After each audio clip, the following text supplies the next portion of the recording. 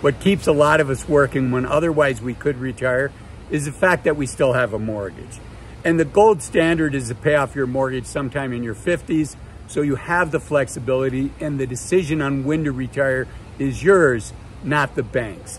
But you know, it's a lot easier to say pay off your mortgage early than it is to do it in practice. So today I'm going to share with you one really powerful technique that I think makes sense for a lot of people to do. And then I'm also going to share with you a second technique that I think is really risky, and I want you to know that I think it's risky. So as you're doing your research on it, you know which one's Azul approved and which one's not. And I should say, you know, when I say Azul approved, that's kind of, I say that in jest. This isn't financial advice. I don't know your situation. I'm not an attorney. I'm not an accountant. I'm not your financial advisor. I don't know your situation. But I do want to give you information so that you can make the decision that's right for you. Okay, let's jump into it. The first strategy really depends on understanding how a mortgage works, how a fixed rate, let's just use a 30-year mortgage for today, how that actually works. And really, for the first 16 years of a 30-year fixed rate mortgage, the majority of your payment is actually going to the interest payments, particularly in the first couple years.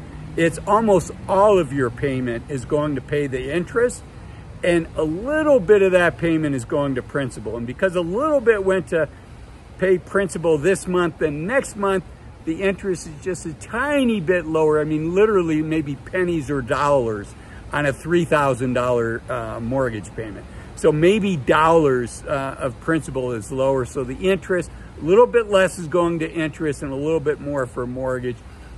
And like I said, for the first 16 years, that continues. And really where you see that start to switch over, where a meaningful amount of your payment is actually going to start paying down your principal, not the majority yet, but a meaningful piece is about year 7 or year 8 on a 30-year mortgage. And the challenge is that's right about the time when most of us move, most of us refinance, and we start the cycle all over, right? When we buy a new house, we typically sign up for another 30-year mortgage, and we're constantly on that cycle where basically what we're doing is mostly just paying the interest. Now, there's a big difference between back in 2006, 2007, you could get an interest-only loan on your mortgage. Now those are really hard to get. So I like the 30-year fixed mortgage, the fixed rate, and the reason I like that is there's no surprises. People that had a variable rate loan that they took out 2-3 years ago really saw interest rates rise on their mortgage when the Federal Reserve started raising their rates. So I like the fixed rate because you know what that payment is. If the interest rates go down, you can refinance it later.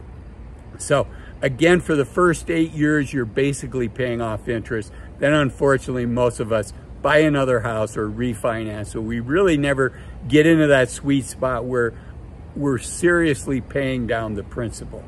Okay, so that's how a fixed rate mortgage works. Your payment remains fixed. So I looked up on an online mortgage calculator, and we're going to use the example of you've got a $500,000 mortgage. Current interest rates are between 6 and 7%. I use 6.5%. So the fixed rate mortgage on that is going to be about $3,200 a month. And there's plenty of online mortgage calculators. You can look one up and just put in your actual statistics. But let's call that $3,200 a month.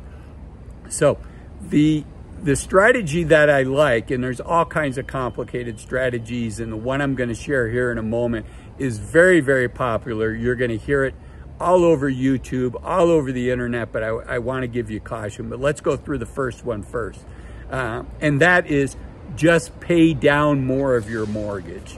You know, instead of paying $3,200 a month for your mortgage, maybe you think about your next car as a used car as opposed to a new car, and the $500 payment you otherwise would have, put that $500 in addition to the $3,200 that you're paying down the mortgage.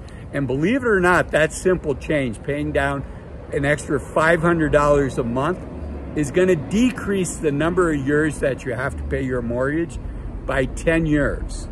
So if you're 30 years old now and you sign up for a 30-year mortgage and you can put in that extra $500 a month, and in time you'll probably be able to put in even more than that, but let's just say we start with that. Instead of paying off your mortgage when you're 60 in 30 years, you'll be mortgage free in your 50s, right? So it can be very, very powerful. So one strategy is to drive a used car instead of a new car, and to use that money to pay down your mortgage. Another strategy is when you get a bonus at work, when you get a raise at work, you know, half of that money, you and your family spend it, and you enjoy it, and you use it for things that will enable you to enjoy the journey, and enjoy your life along the way.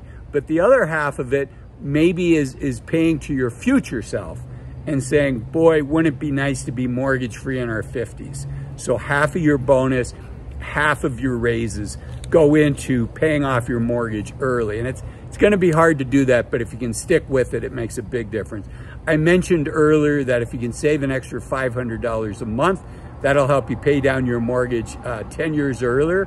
If you can save $1,000 extra a month on this $500 mortgage, instead of making a payment of $3,160, you make a payment of, you make a payment of $4,200. I said $3,200 earlier.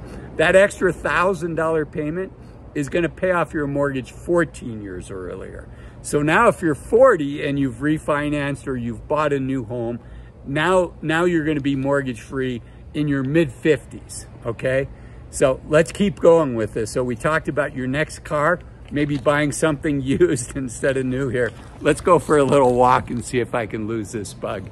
Okay, we talked about the house, and what if instead of $1,000, as time goes on and you're making more money, let's say you can put in $1,500 a month. If you can put in an extra $1,500 a month, instead of a 30-year mortgage, you're going to pay that off in 11 years. So now if you're 40, you're going to be pretty much mortgage free by the time you're 50, 51, early 50s. So that's how you do it. It's just an easy strategy. You save what you can and you use it to pay down your mortgage. You make these little trade-offs, and I've said this many times on my channel. I think the least sacrificial way for most people to save additional money is to just drive a used car instead of a new car. Many of you have said in the comments, all right, Azul, we get it, all right, enough. And that's fair enough. But for this example, I had to resurrect that advice. Okay, so what is the risky strategy? What's another strategy that you're gonna hear on YouTube and when you do a Google search on paying off your mortgage? And that is, I do not suggest this. I think this is a very risky strategy. But people will tell you to get a home equity line of credit, a HELOC.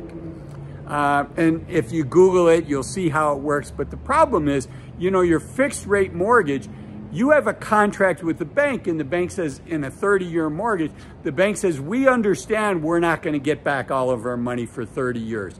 And if you lose your job, you know what? You still have that loan.